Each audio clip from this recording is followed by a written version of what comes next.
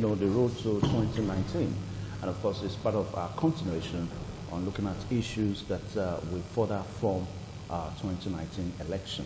And just about 2 days ago, you would have read on some of the dailies whereby about a total number of 35 political parties in the country, alongside with the PDP, the ADC, and of course the SDC, are in talks, trying to have an alliance in such a way that at the end of the day, they will come together and wrestle the ruling party in the 2019 presidential and general elections. Well, this perhaps is something that is not so, should I say, is something that is, to me, is something that is kind of new. Because for a whole total number of 35 political parties, and if you put PDP and other parties together, altogether about 38, 39 political parties having an alliance to wrestle the All Progressives Congress. Well, to discuss this today on the program this morning on ITV, we are so privileged to have Dr. Lugat Sado. He is with the Department of Sociology and Anthropology, University of Benin. Sir, welcome to this program this morning on ITV. Thank you very much. Thank you. Good morning, Edo. All right. And my Edo people. Okay. It's nice being on stage with you this morning. And also we're expecting Mr. John Osazua, who's also with the University of Benin, but this time Department of Political Science and Public Administration. Now, Dr. Asado, perhaps this is the very first time that we're having the kind of biggest alliance, if at the end of the day that these political parties, they agree with terms of, conditions and all that, it's probably going to be the first time we're going to be having the biggest alliance in our political history. Yes, thank you very much, my brother and friend, Mr. Evans. I think that this alliance is not the first in Nigeria. However, but like you rightly said, it's about the biggest that will be in the history of our books. But the truth be told here, right from 1959, when we did our first elections and got our prime ministers and all that, political parties came together to be able to form a government. And of course, this present government that is in power is also a conglomeration of 2 or 3 parties that came together to become APC. Of course, we recall the now, in quotes, former CPC, the Alliance for Democracy and all the others coming together to establish the APC. So I think that it is a political move intended by those in opposition on one side with the mindset of forming or creating a gigantic structure that will be able to stand the opposition. I think it's a welcome development. And in fact, if you ask me, I even think that we have too many political parties in Nigeria. At the moment, there are over 60 to 65 registered political parties. And just 2 weeks ago, INEC was saying they need to deregister some because some political parties do not even have a councillor elected on their platform. And you wonder, why are they there occupying space? Sometimes they confuse the electorate because their names are similar. Sometimes their logos are even similar. So if you ask me, if the parties can agree amongst themselves and streamline themselves into manageable numbers, I think it will be good for Nigerians. But having said that, I think the SDC and the ADC and PDP and the other 35 parties coming together is their own strategy. Let's see what the response of APC will be. Because I'm sure there are other political parties that are not in this alliance. They also may want to, come together with such political parties to make themselves bigger. And then it will be a case of 2 elephants fighting. Okay. Now, the alliance is not a merger now. Some say that if these parties are really serious, they rather go into a merger instead of alliance. Because for a merger, it means that the whole parties will come together, and of course, they will now bear one name, one political name, and one political party. They will now be under one umbrella. So for this, looking at the 2019 election and perhaps the tax that lies before the opposition parties, as it were now in the country, don't you think that somehow it would be much more better for these parties to kind of consider a merger instead of alliance? Not exactly. Each party is coming to the table with a level of suspicion. You see, you just can't merge, because when you merge, the big ones or the bigger ones will swallow the smaller ones. So I think that this alliance will help them to, create a common document that will be beneficial to all. In such alliances, positions will be shared. you know, and then of course certain other things will take place. It is until the individual parties find themselves useful in this alliance that are they not going to have the same problems too? No, you see, the point here is that I think first things first. I think that the alliance is okay. They are talking now. They've not really agreed, because officially until they merge, they cannot operate under one platform. And again, you know that it is the leaders that are deciding this. The members who are actually the electorate have not given themselves over to this. It is only a merger that will commit members into this alliance. So I think what the leaders are doing at the moment is to make sure that they maintain a position that will be beneficial to their political parties and of course to their members.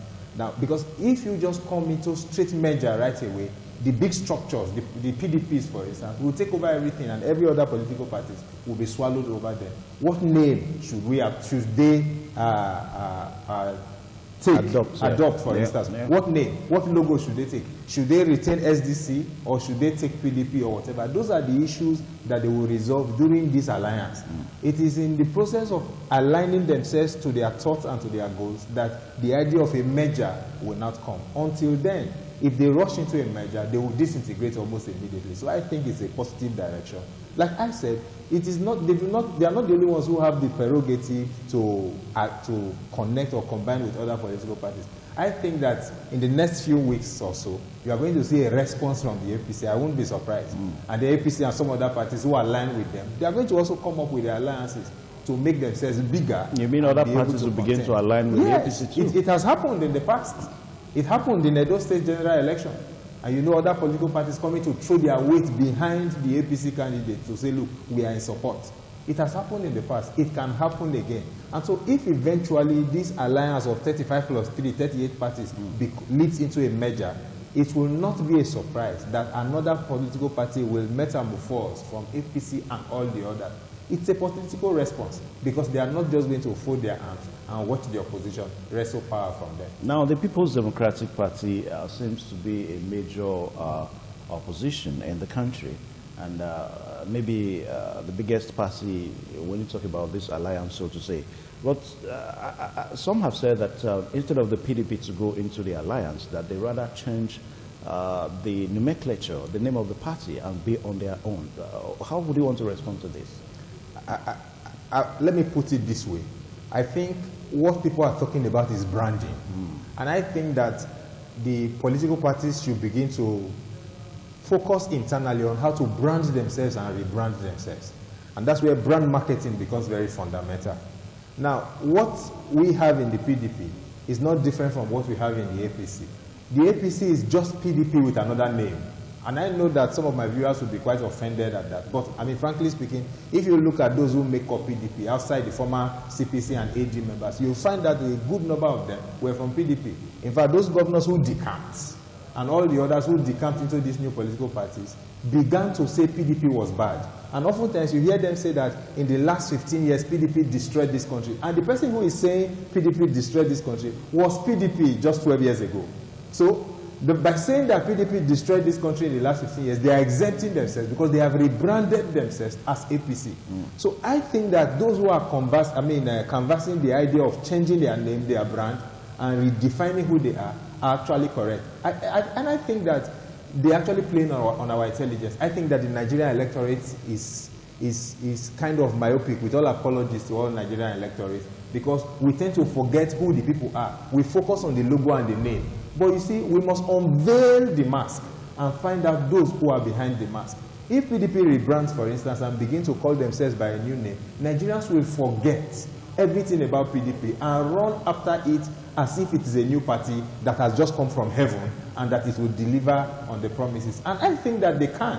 If they rebrand, the electorate will see them with a different light. And every negative connotation that has followed their present name will become a thing of the past. And very soon, this new PDP with a new name will start telling you that the former PDP was bad. This one was bad. And Nigerians will agree with them. I think that, you know, it's a good strategy. But it is not in our interest. I speak for the electorate. I speak for the masses. So I will advise the masses, look at APC closely. When they tell you PDP is bad, ask who is talking. The person who is saying PDP is bad that is in APC, where was he 12 years ago? Where was he 13 years ago? Was he part of those who destroyed the country? And if PDP rebrands and turn themselves into another country and start saying that APC is bad, because some of them in APC will decamp to PDP. You know, in Nigeria, there's no shame. Everybody wants to be in the ruling party, and people don't like to be in opposition. So it won't be a surprising thing if PDP or the new PDP wins the election for most of the APC governors and senators and House of Rep members to decamp immediately to the new PDP, and they will start castigating the APC of Buhari, the APC of Tinubu. It is what we have come to see in Nigeria. Well, it is not that that is the best thing, but that is the reality, and we must deal with it. And one way the electorate will deal with this is to ask the political parties. We want to know those behind the party, not the name. We need to know those who are championing the cause of the party. For instance, is it Dr. Sado? Is it Chief Sado? Where was Chief Sado 20 years ago? Where was he 10 years ago? If he was part of those who, in our opinion, destroyed this country and is now championing a new cause from a new platform, we should look at him very well with our lens and observe whether he has changed. You know, like we say in Christianity, is he now born again? If he is born again, what has changed? Yeah. Has his character changed, or is his facial expression alone that has changed? If it's just his facial expression, that's what Scripture says, that beauty is deceitful. So if you follow that, you will find deceit.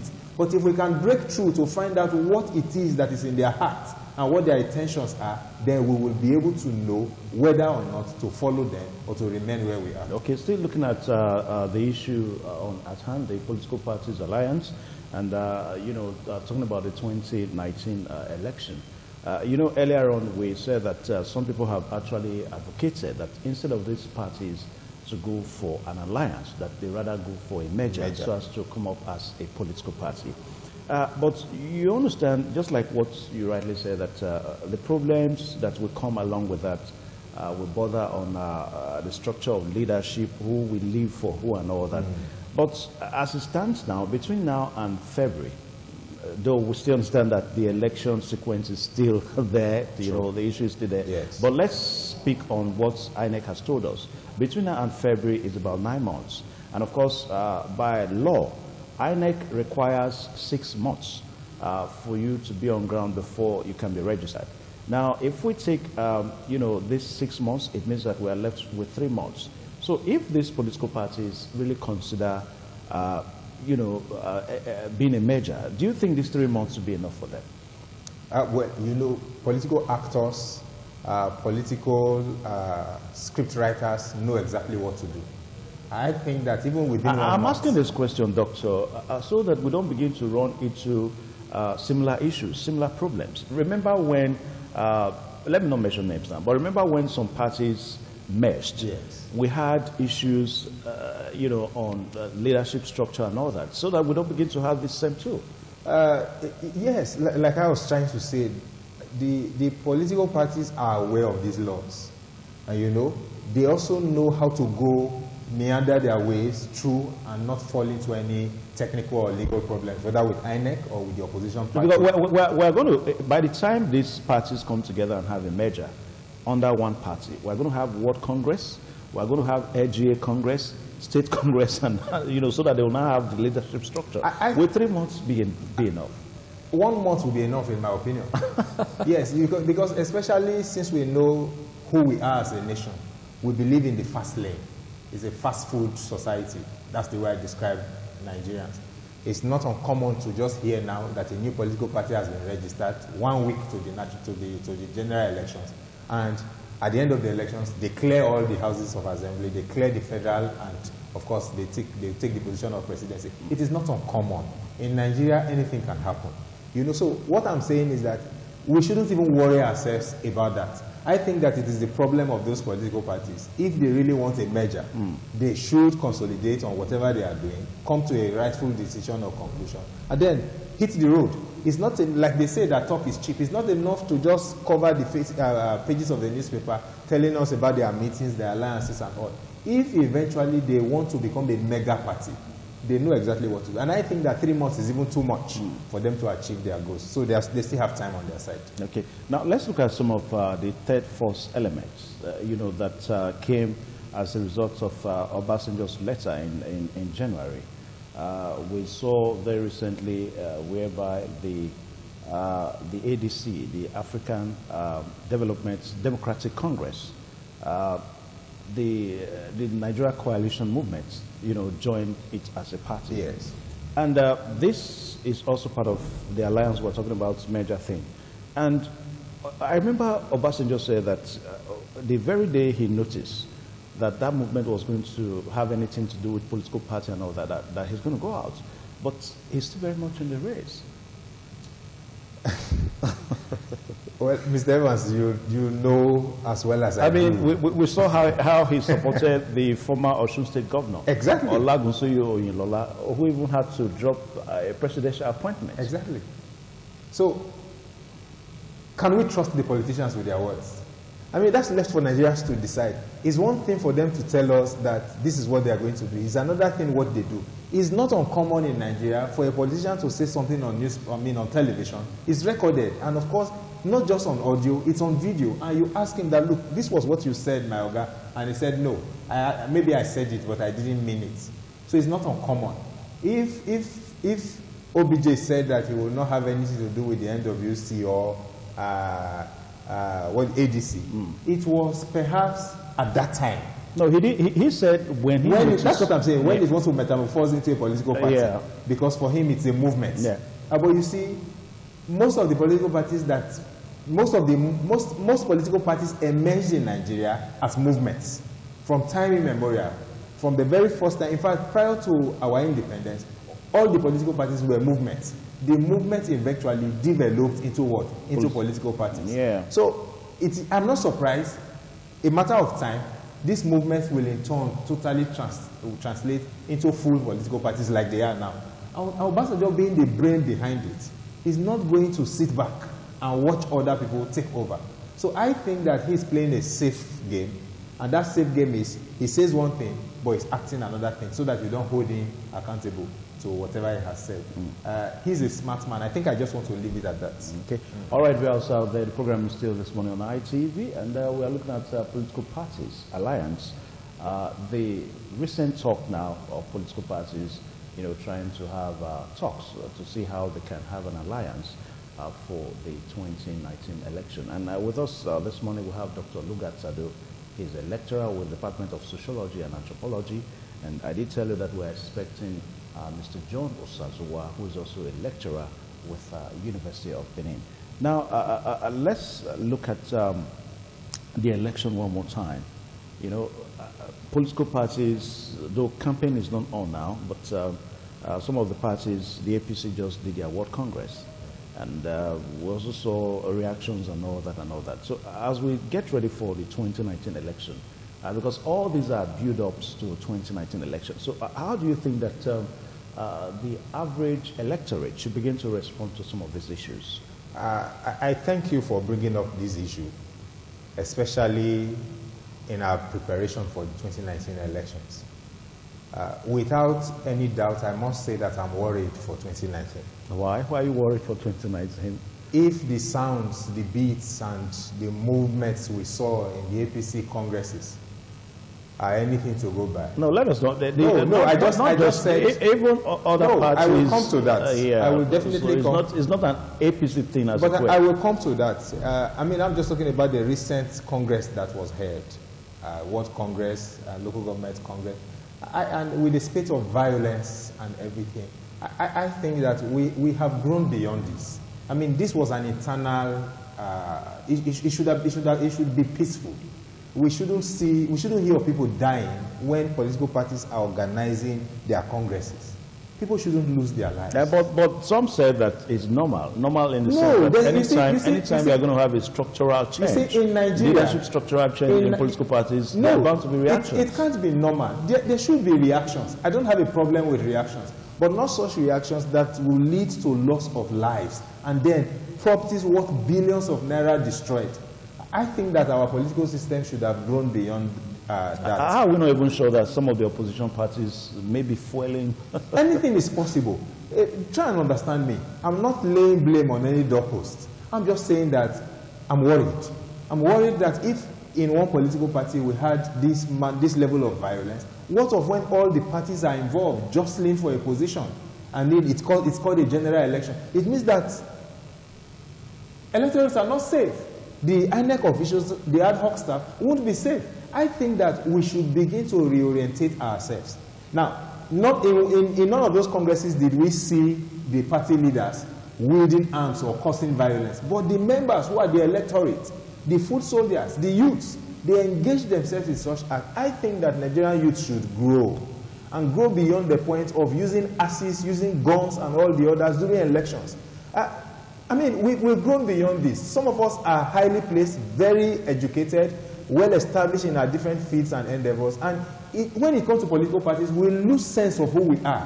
When it comes to election, we lose sense of who we are, and we begin to act in the most uncivilized manner. I think that the Nigerian youth should be talked to. Any political party that enjoys what is happening in our political structure with the violence exhibited by our youth is not a good political party and should be discredited by all Nigerians.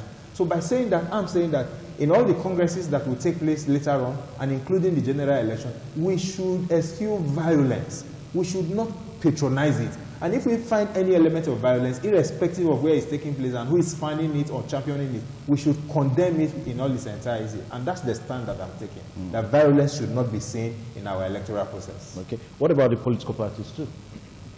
Of course. Yeah. The political parties have a role to play. For instance, the era of thuggery has come into manifestation again. Of course, you saw what happened in the National Assembly, with a man coming in with talks to take the mace away. I'm just mentioning that as an aside. But you cannot say so because it's not been confirmed. It doesn't have to be confirmed. We saw it on video. What you see, that's the problem. No, you saw what you saw. Because I watched it on your television. I watched it on other sister channels. Yeah, we need to. But what you saw may be different from the reality. From the reality. Exactly. So that is Nigeria. I will stop at that. That is Nigeria. So that when we see something, it means another thing in Nigeria. We see something that is wrong and we give explanation to it that it is actually not wrong. You see, until we call a spade in Nigeria, we will not move from this level of underdevelopment and, of course, this level of unpopular system of governance that we are experiencing. I think that Nigerians should come to a point to say, look, if it is my political party that has messed up, I should own up, like they do in civilized societies. I say, look, we have messed up. I mean, look at what David Cameron did, for instance, during the Brexit. He wanted them to, to remain and to enjoy, to continue with the European structure. And the British people felt that, no, they didn't want to stay. They wanted to go. And he said, look, that's fine.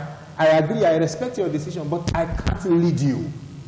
And so look for someone else to lead you. And he took a bow. I mean, that is what we are talking about. We should not die in power. We should not be so desperate to secure political power to the expense of wasting lives and destroying properties. And by saying this, I'm referring to all the political parties in Nigeria. None is exempted. We promote violence. The political parties in Nigeria think that they can only rise to power with violence. And so it's not uncommon to find people who are arrested because they are wielding guns. They are buying guns for boys. They are buying guns for women, buying guns for talks, to rig elections, to kill people, to kill their opponents. And these people you want to kill are people's fathers, they are people's children, they are even your community members. If you check closely, you might even be close kinspeople. And yet, people want to take life because they want power by all means.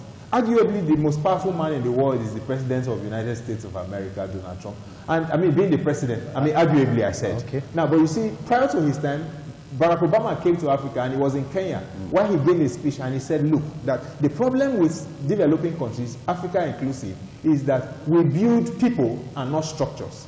And so as long as we build people, the structures rally around the people. Until we build strong institutions that are bigger than individuals, we'll continue to have this mess around us as a nation. So I think that the way out is that the political system should be bigger than individuals.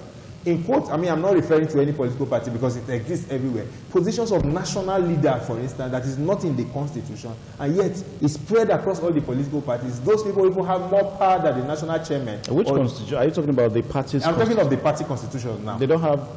Check through. There are no positions for the national leader, and yet all the political parties parade people in the name of what? National leaders.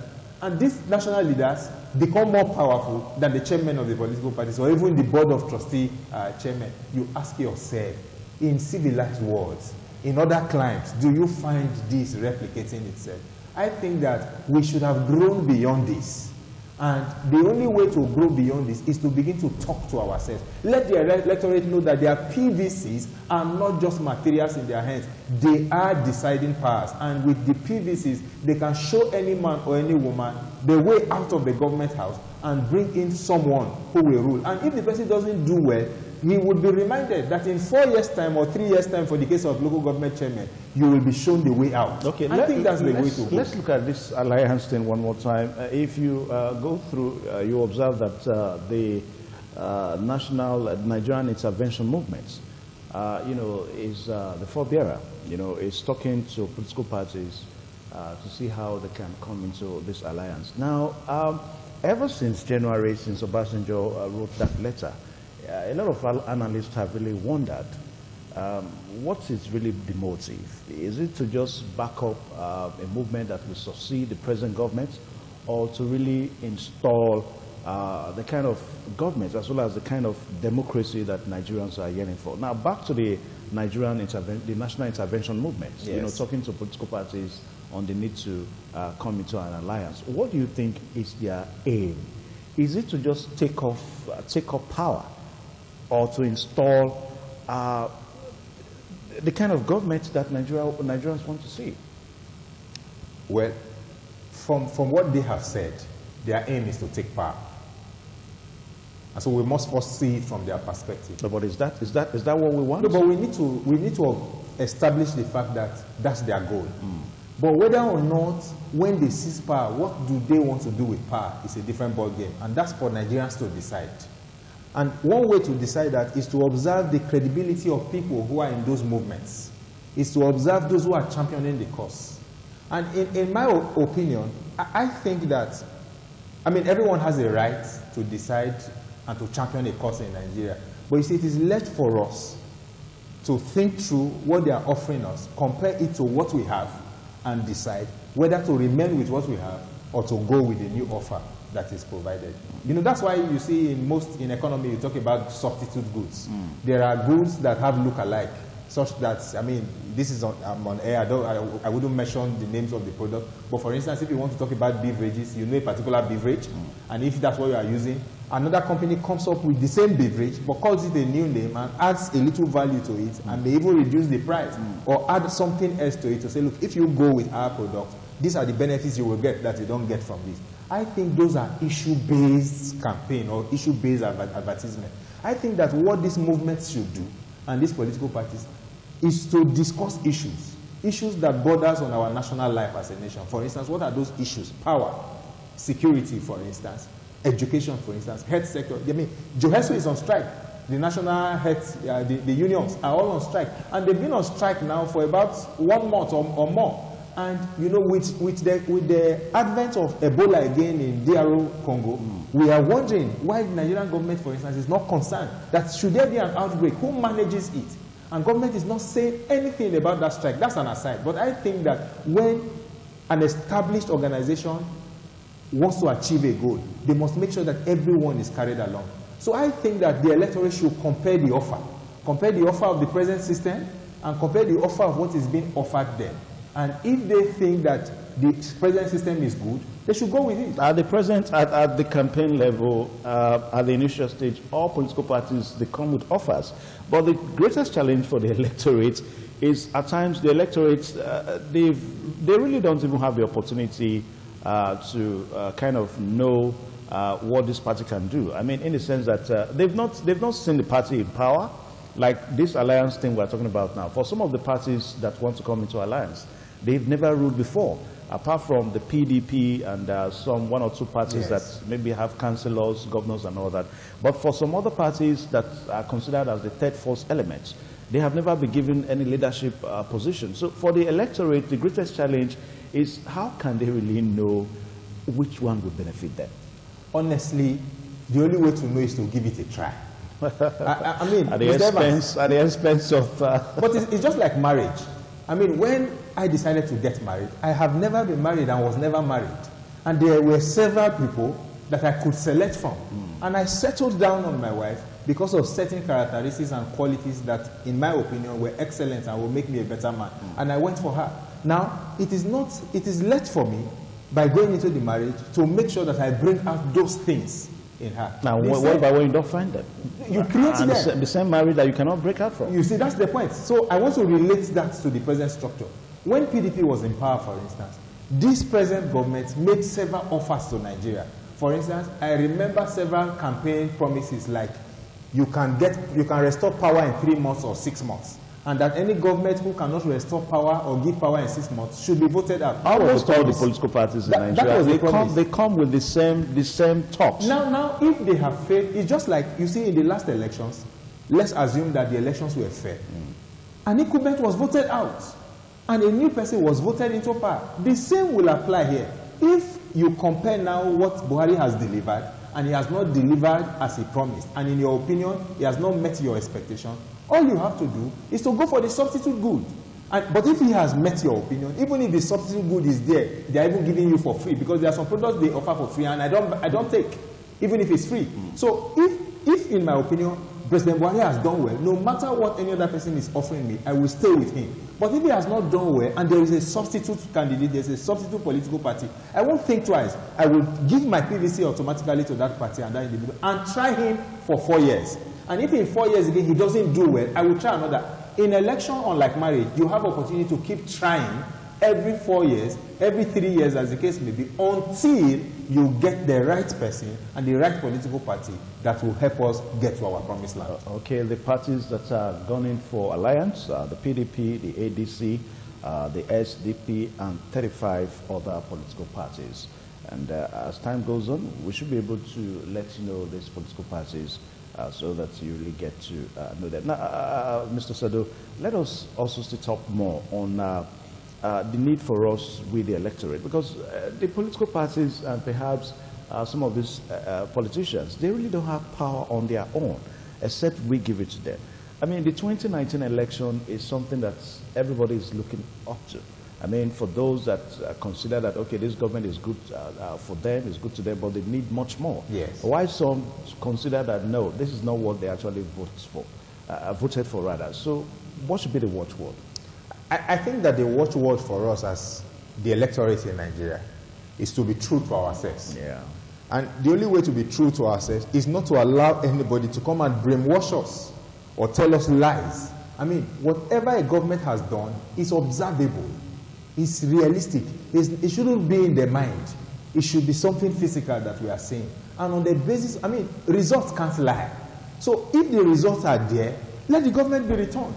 If the results are not there, let the government be kicked out. You see, but not with gun, not with violence. Your PVC can solve that. And it's only natural that come May 29th, on the day of handover, if the government is returned, the Supreme Court, the Chief Justice of the Nation will swear him in. If not, he hands over power to the new man that has been elected, and the heavens will not fall.